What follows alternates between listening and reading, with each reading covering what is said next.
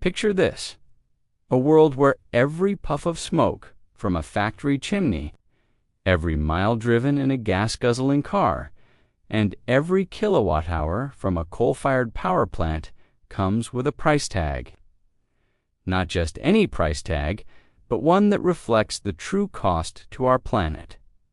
Intrigued? You should be, because this isn't just an environmental issue, it's an economic revolution in the making. Welcome to the Economy Unpacked Daily YouTube channel. From Wall Street to your street, we share the world of money in a clear way. Today, we're diving deep into the world of climate economics and the game-changing concept of carbon pricing. You see, climate change isn't just about melting ice caps and rising sea levels. It asks a financial tsunami waiting to happen. It's disrupting supply chains, destroying valuable assets, and creating risks that make even the most hardened Wall Street traders break out in a cold sweat. But why is this an economic problem, you ask? Well, it all comes down to a little thing economists call externalities. Imagine you're having a party and blasting music at 2 a.m. Your neighbors suffer, but you're not paying for their sleepless night. That's an externality, a cost that's not included in the price of your fun.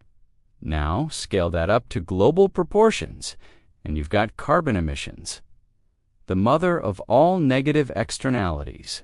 When companies burn fossil fuels, they're throwing a planet-sized party, and we're all stuck with the hangover. The kicker: they're not footing the bill for the damage. This market failure means emissions stay sky-high without some serious intervention. Enter carbon pricing, the economic equivalent of sending the party host a hefty noise complaint fine. So, what exactly is carbon pricing? It's a way to attach a financial cost to greenhouse gas emissions, making polluters pay for the mess they're making. It's based on a simple principle: you break it, you buy it. Or in this case, you emit it, you pay for it. By doing this, we're forcing businesses to internalize that pesky externality. Suddenly, emissions become part of production costs, and companies have a real incentive to clean up their act or switch to greener alternatives. Now, there are two main flavors of carbon pricing on the menu. First up, we've got the carbon tax. It's straightforward. Set a fixed price for each ton of CO emitted. Businesses know exactly what they're in for, which can help with planning. But here's the catch: while the price is certain, the actual emissions reductions aren't guaranteed. On the other side, we've got capacity trade, also known as an emissions trading system. This is where things get a bit more Wall Street. The government sets a limit on total emissions and hands out permits. Companies then buy and sell these permits like stocks. It's great for ensuring emissions come down, but prices can be as volatile as a meme stock. Both systems have their pros and cons. Carbon tax gives you predictable costs, but flexible emissions outcomes. Capacity trade locks in the emissions reductions, but leaves the price up to market forces. Many countries are mixing and matching, creating hybrid systems that evolve over time. Let's take a whirlwind tour of carbon pricing around the globe. The European Union is running the world's largest carbon market, covering everything from power plants to airlines. They've been at it since 2005 and have seen significant emissions cuts. Canada's taking a different approach, with a national framework that gives provinces some wiggle room. They're even sending the money back to households as rebates. Talk about a carbon dividend.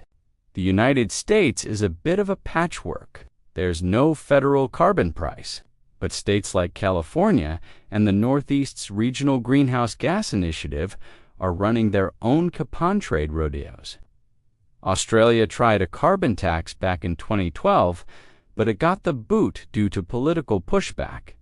Now, as the climate heat turns up literally, they're back at the drawing board. So, what does all this mean for the economy? For businesses, it's adapt or die. Carbon pricing is pushing companies to innovate faster than a Silicon Valley startup. They're pouring money into cleaner tech, boosting efficiency, and pivoting to renewables. Over time, it's creating a new corporate pecking order. Low-carbon companies are the new cool kids, while the polluters are left holding the bag.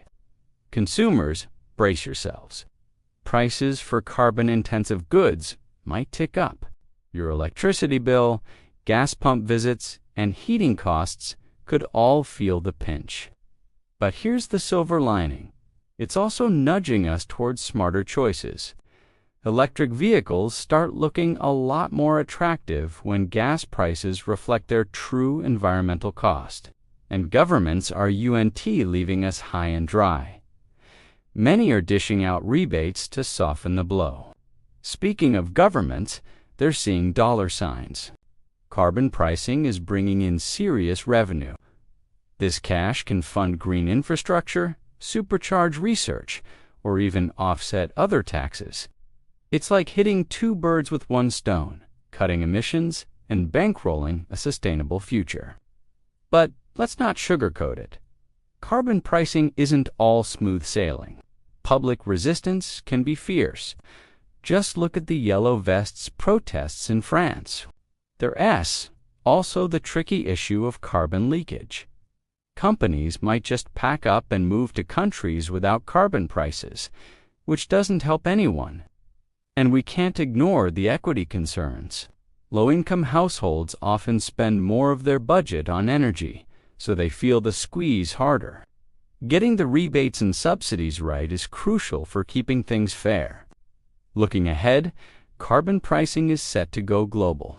Over 70 initiatives are already up and running worldwide, and that number's only going up.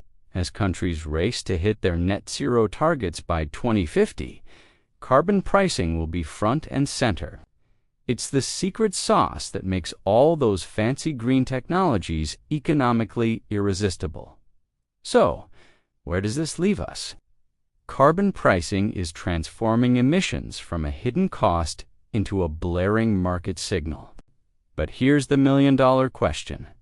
Is it enough on its own?